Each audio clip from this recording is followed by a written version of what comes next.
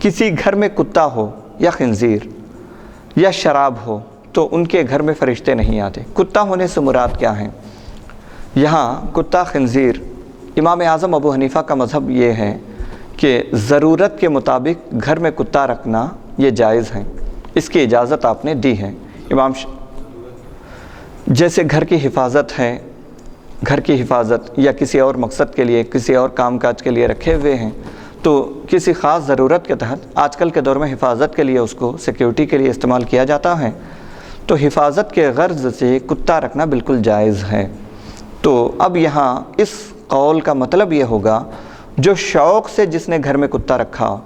اس کے گھر میں فرشتے داخل نہیں ہوں گے۔ لوگ شوقیہ بھی کتوں کو پالتے ہیں، بلکہ ایک سٹیٹس سمبل بن گیا ہے یہ،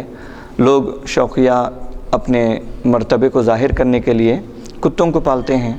تو جو شوقیہ کتوں کو رکھتے ہیں ان کے گھر میں فرشتے داخل نہیں ہوں گے، ورنہ جو ضرورت کے تحت رکھتے ہیں امام اعظم کے اس قول کے مطابق وہاں فرشتے اس گھر میں داخل ہونے کا امکان ہے۔ یا خنزیر جس کے گھر میں ہو معاذ اللہ تو وہاں فرشتے داخل نہیں ہوتے، شراب جس کے گھر میں ہو اس گھر میں فرشتے داخل نہیں ہوتے، تصویروں کے مجسمے ہوں، مورتیاں جن کے گھروں میں ہوں،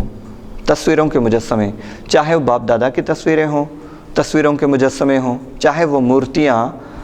فیشن کے طور پہ آج کل وہ مورتیوں کو لا کر کے لوگ شوکیس میں رکھتے ہیں یا دیوان خانے میں عام گھر میں رکھتے ہیں، بڑی بڑی مورتیاں رہتی ہیں، اس کو فیشن کے طور پہ رکھا جاتا ہے، ایسی مورتیاں جن کے گھروں میں ہوں وہاں فرشتے داخل نہیں ہوتے۔ یا کوئی زانی ابھی ناپاک ہو تو اس کے گھر فرشتے داخل نہیں ہوتے۔ اس کے علاوہ جہاں بھی مسلمان ہیں ان تمام جگہوں پر فرشتے داخل ہوتے ہیں، اور وہاں پہنچ کر فرشتے تسبیح کرتے ہیں، اللہ کی پاکی بیان کرتے ہیں، کلمہ پڑھتے ہیں، اور رسول اللہ صلی اللہ علیہ وسلم کی امت کے لیے استغفار کرتے ہیں، ان کی بخشش اور مغفرت کی دعا کرتے ہیں، اور جب فجر ہوتی ہے تو آسمان پر چلے جاتے ہیں، فجر تک یہ فرشتے یوں ہی رہتے ہیں اللہ کی تسبیح بیان کرتے ہوئے۔ جو مومن بندے اس رات عبادت میں مشغول ہیں ان کی مغفرت اور بخشش کی دعا کرتے ہوئے فجر تک رہتے ہیں، اور جب فجر کا وقت ہو جاتا ہے، صبح صادق ہو جاتی ہے تو آسمانوں پر چلے جاتے ہیں، اور جب پہلے آسمان کے فرشتوں سے ان کی ملاقات ہوتی ہے تو وہ پوچھتے ہیں کہ تم کہاں سے آئے ہو؟ فرشتے کہتے ہیں کہ ہم دنیا میں تھے، کیونکہ آج محمد صلی اللہ علیہ وسلم کی امت کی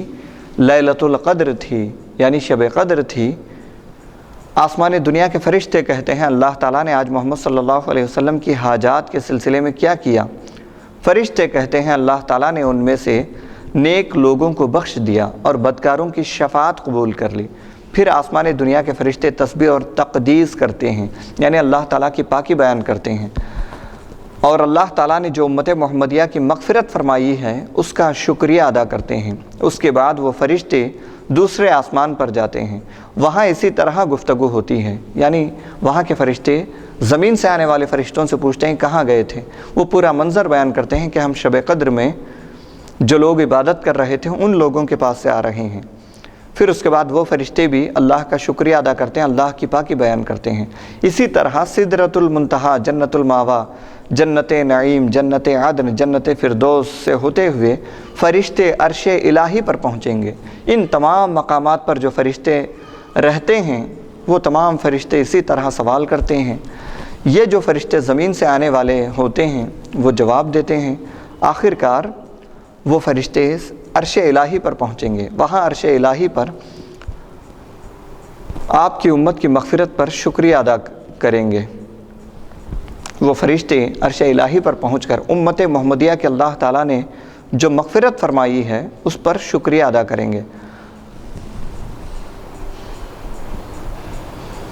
اور کہیں گے کہ اے اللہ مجھے خبر پہنچی کہ گزشتہ رات تو نے محمد صلی اللہ علیہ وسلم کی امت کے صالحین کو بخش دیا اور گناہگاروں کے حق میں نیکوکاروں کی شفاعت قبول کر لی۔ اللہ تعالیٰ فرمائے گا اے عرش، عرش کہے گا یہ کہ اللہ تعالیٰ وہاں عرش الہی آپ کی امت کی مغفرت پر شکریہ ادا کرے گا، اور عرش الہی اللہ سے کہے گا کہ مولا تو نے امت محمدیہ کے لوگوں کی بخشش فرما دی، تو اللہ تعالیٰ کہے گا اے عرش تم نے سچ کہا، محمد صلی اللہ علیہ وسلم کی امت کے لیے میرے پاس بڑی عزت اور کرامت ہے، اور ایسی نعمتیں ہیں جس کو کسی آنکھ نے نہیں دیکھا، کسی کان نے نہیں سنا، اور کسی کے دل میں ان نعمتوں کا خیال بھی نہیں گزرا۔ یہ تمام واقعہ شب قدر میں پیش آتا ہے۔ فرشتوں کو زمین پر